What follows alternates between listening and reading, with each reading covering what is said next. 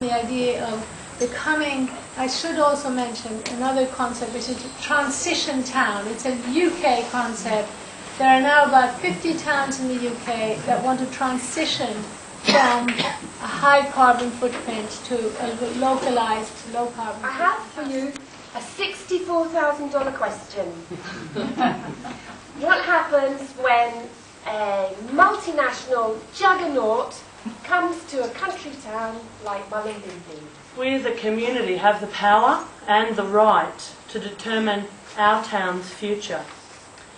This is also a great time to share information and educate ourselves on where our food comes from and the hidden true costs of food production in the world today.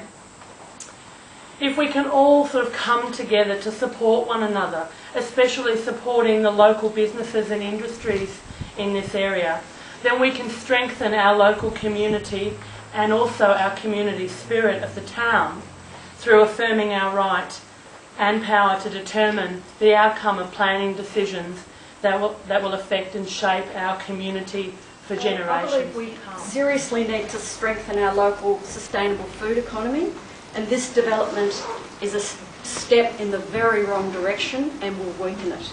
And here are some of the reasons we found out.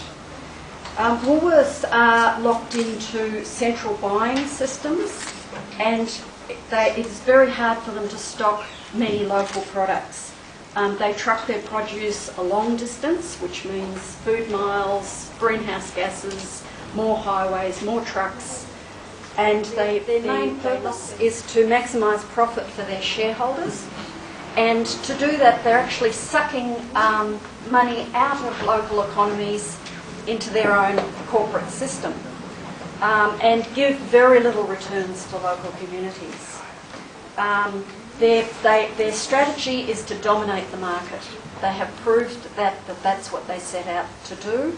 Woolworths and Coles already dominate 80% of the market, and they use predatory pricing and all sorts of strategies to put their opposition out of business. It's not a nice, friendly, cooperative affair. It's quite cutthroat, it's very planned, it's quite strategic, and it's been fairly successful for them up till now. So locally owned small businesses have a very different effect on an economy. They keep money circulating locally, and this has a sort of multiplier effect. The more that they buy locally, the profit tends to stay in the town.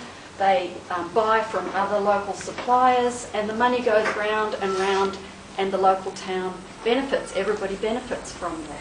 I want to say I've been working on these issues for the last 30 years, and I became aware of what was happening to food and farming because I ended up in a very remote part of the world, in the part of Tibet actually, that had been closed off from the global economy, from the corporate influences. And I saw how when that area was opened up to the market, the so-called free market, what happened was that government was subsidizing roads, transport, petroleum, and the production of large monocultures. And then suddenly from the outside, food came in, literally from the other side of the world, and it was sold for a lower price than local producers needed to survive.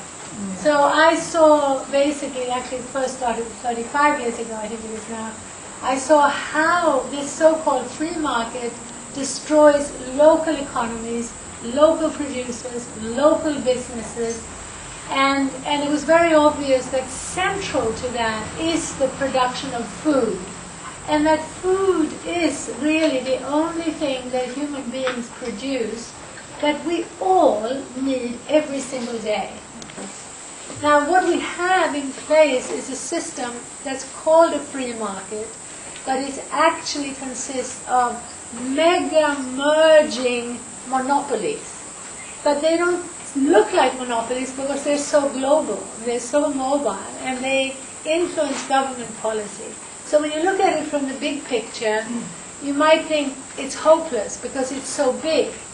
But what I have found over these last 30, 35 years working on it is that there is everywhere in the world now there is a rethinking and a waking up going on. And so what you'll see, if you look at it globally, is that there is a growing localization movement. Now that localization movement is still relatively invisible, but it's quite large. I mean, you would be amazed at how the thousands of farmers markets, the initiatives that have started, for instance, in the US and the UK, but also in France, also in India, also in Africa, where people have realized that it's in all of our interest to support our local economy.